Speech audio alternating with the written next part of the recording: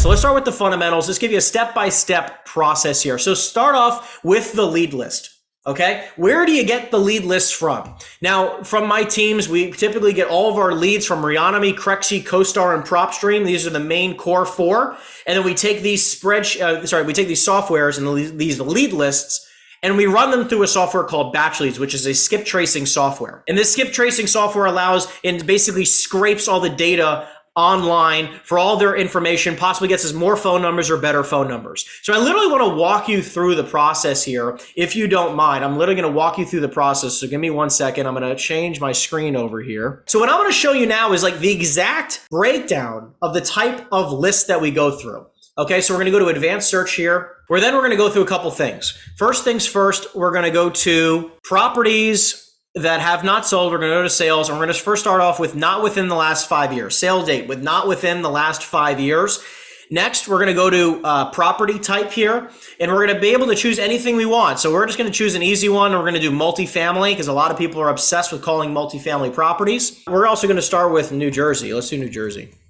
So I'm going to break this all down for you. Basically, what we're going to do here is that we're going to get a very clean lead list. This is exactly what I pull all the time for my agents, okay? So next, we're going to go to taxes, and we're going to go to a $15,000 minimum taxes in real estate taxes. Next year, we're going to go to owner, and obviously, we're going to want that it includes a phone number. Next is that we're going to go to building and lot, and we're going to go to year built before 2000. And then ideally, as long as I can see this, we have 4,000. If you see here on the right-hand side, it says 4,188 properties. This could be a decent lead list, or what you can do is that you can be more geographically focused, which we'll talk about later on in this content. This is just to kind of give you an idea of exactly the types of lead lists we pull, right? So you guys can do the exact same. Now, this is a basic lead list, okay? And then all you're going to do is you're going to hit apply. And then you're just going to go to export. You're going to go to export. Obviously, we have some exports available. So you can basically name this whatever you want. You would call this, New Jersey, lead list, or you're going to call it whatever you're going to want. And then you're going to want to be super specific with what this lead list entails,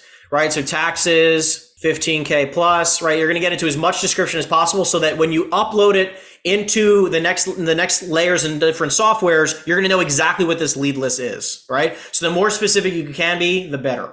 So what I'm going to do here is quickly move my screen around so I can, this is exactly what we just went through. Okay, this is the exact steps that we just went through. We broke it all down, and you saw that now we can go to exporting it. If you click next, we're just going to dive into Mojo. So this is the next place. So after you've exported the lead list, you're going to dive into a software called Mojo. So hold on 1 second. So in Mojo, all you're going to do is you're going to go to data and dialer. You're going to see a bunch of lead lists in a second. You're going to go to import file in the middle center here, and you're going to import that file. So you're going to take the lead list, you're going to import it into the file, and the main thing you're going to want to do is that in the Mojo dialer, which we're going to jump back now to this screen, so hold on. You're going to make sure you have the triple line dialer activated on your pre-recorded voicemails. What I recommend is that you're using the pre-recorded voicemails in Mojo as basically the same opening line, the same exact opening line that you're using, which we're going to talk about in a second for your scripting. So if we're going to basically break those down. And then the callback message is for those of you who have never used the dialers before,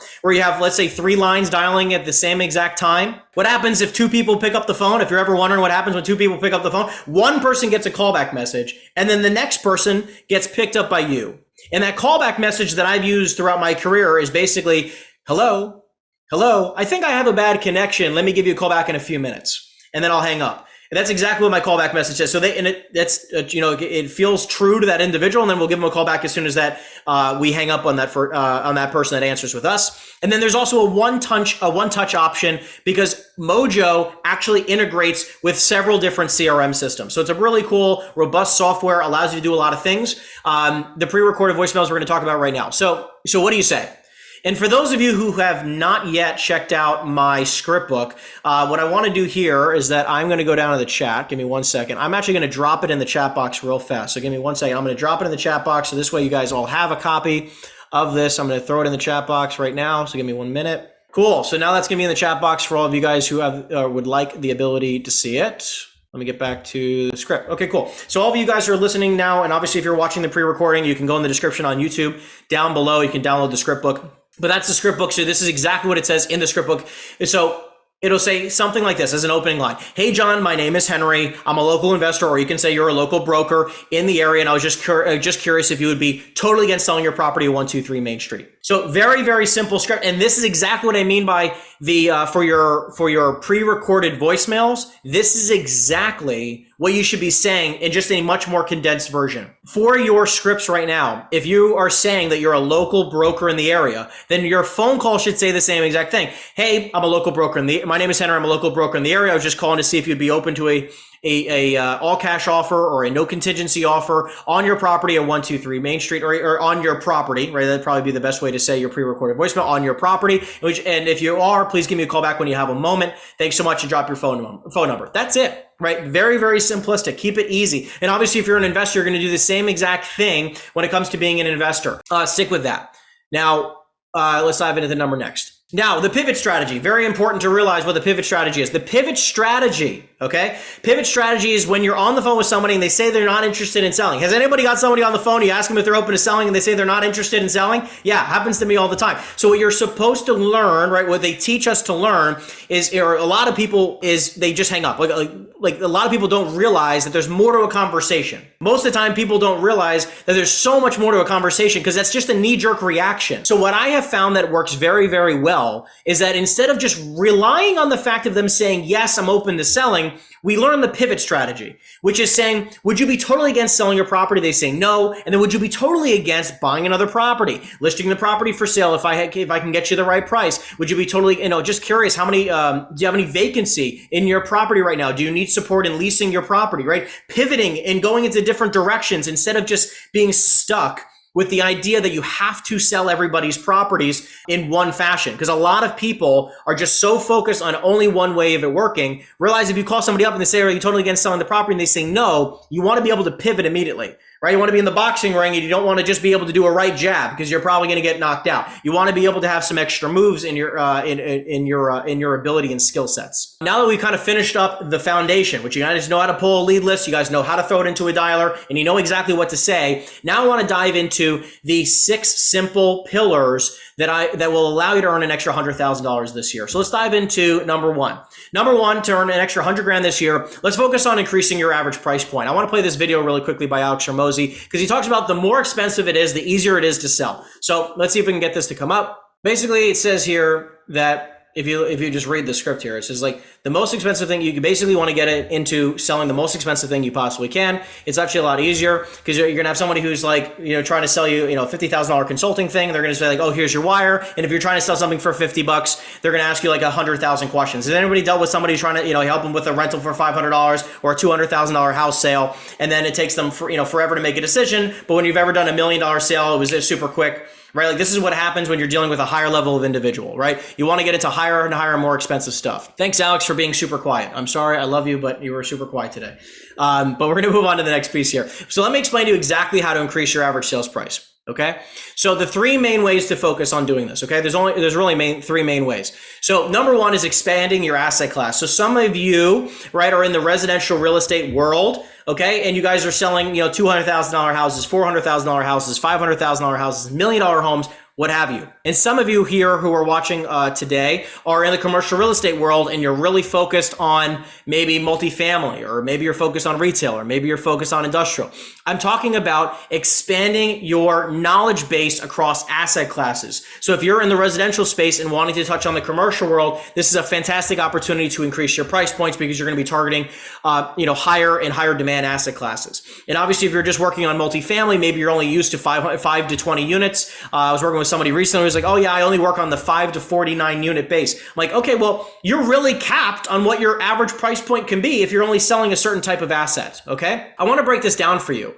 Right? Because obviously, like, this is a main piece where if you're just focused on, raising your average price point in one specific asset class, like this will give you an example here, right? Your real estate taxes, you can raise that, right? Like, instead of just targeting properties with, $15K in taxes, you can do properties that have $20,000, $25,000, $50,000, $75,000 in real estate taxes when you're pulling your lead lists. A huge piece of this is going to be the expansion of, which I'm going to talk about in just a second. This is going to talk to you about the expansion specifically of asset classes. So in New Jersey, I grew up in Monmouth County, New Jersey. So if you know my story, I was born in Freehold. What's interesting here is that if you just focus on multifamily, Okay, this is like larger multifamily, 5 units plus. You're going to see there's only 523 properties available, multifamily, that are 15K in taxes. You have a phone number. So there's 523 properties.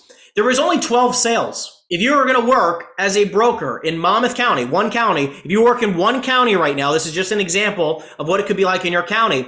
There's 523 properties and 12 sales. That means all of your income is going to come from 523 properties throughout the entirety of your career. That sounds freaking bananas. It's like, I don't even know how you can possibly make a living on this because there's only 12 sales in the last 12 months. And if there's a bunch of brokers, because you're probably not the only one in your county, this is exactly where it can be completely difficult, right? So what I did is, like, if you add industrial, it's another 335 properties and another 7 sales. If you added retail into this mix, you get another 703 properties and another 14 sales. So you're actually tripling the amount of properties in total of the lead list that you can pull, and you're tripling the amount of actual sold properties in the last 12 months, which gives you the ability to sell 3 times the deals. If you got the same percentage of that market, you'd be able to close 3 times the deals at the same percentage rate, right? Which is pretty cool. Second thing is expanding geographically. So not only could you expand the asset classes, but you can expand geographically, larger geographic. So let's talk about this. This is like this. I love this saying, and I say this all the time, which is what you prospect for, you will sell. Okay, remember that line because it's going to take you throughout your career. It holds true forever. And this is about targeting better markets, higher demand areas, and expanding into secondary and tertiary markets. So let's go back to our example, right? So expanding the geographic location until you hit a lead list size of between 500 and 2,000 properties. Because if you're targeting too small of a lead list, do you understand that some of my salespeople make between 400 and 600 calls or more a day? Do you understand if you had a lead list of 500 people, do you understand we could hit that list in a day? Now, what are you going to do for the other 30 or so days, or if it's February, the other 28 days or 27 days of the month? What are you going to do, right? You're just going to keep calling the same lead list? That sounds so silly, which is why you say we have to expand the geographics. So let's break it down now. So this is like what we were just talking about, which is, let's just say you were targeting either a city or a county. This is now going from counties to counties, right? At one county to counties, like going to, a tri-county area, right? Like adding a couple extra counties, or even going from county-wide to statewide. Now let's actually look at a specific example. So let's go back to what we just said. Now this is just multifamily, people. This is not industrial, retail, hospitality, office, or anything. Just multifamily, same exact criteria. So the same 15K in taxes, and you just have a phone number. There's no other criteria. In Monmouth County alone, there's 523 properties and 12 sales in the last 12 months. Now, if you expand that to the local 3 counties, now you're at 1,232 properties and 24 sales. But if you go statewide, you're up to 9,189 properties and 241 sales in the last 12 months. So if you go statewide versus countywide, you multiply the amount of properties by 17 and a half, and the amount of sales we went from 12 to 241, which is a 20x, which means if you got the same percentage of market share, you would do 20 times the deals. Isn't that crazy? Just the same percentage of market share. I'm not telling you to even increase your percentage of market share. I'm saying focus on expansion. And this is just multifamily. And we're only talking statewide. We didn't even go into the idea of going national. Lastly, to increase your price points, expanding your clientele type. Okay, so your clientele, this is going from first-time investors. Has anybody done any business with first-time investors before, looking for their first investment property? If you haven't already, I can tell you, I'm just going to be honest with you, it's tough, especially in the fact that we're in pretty high interest rate markets, which we're going to talk about interest rates later on today. But it's like, think about how crazy it is if someone's coming to you saying, hey, I'd like to buy my first investment property. They've never bought a property before, and many of you have never bought an investment property. How do you know if it's a good deal? We're going to talk about that today, which is why I have found that the higher up on the scale you go, right? If you go from first-time investors to even seasoned pros, people who buy 1 or 2 properties a year, you're going to have a way higher ability to close larger deals because you're dealing with a larger client base, a better client base, a more seasoned client base. So think about the kind of client base that you're working with right now, the type of investors you're working with now. If you're working with owner-occupied investors, right? Think about the type of individual you're working with. If they're only doing $1 million a year in revenue versus 10 million or 100 million in revenue, the type of properties they're going to buy are quite different.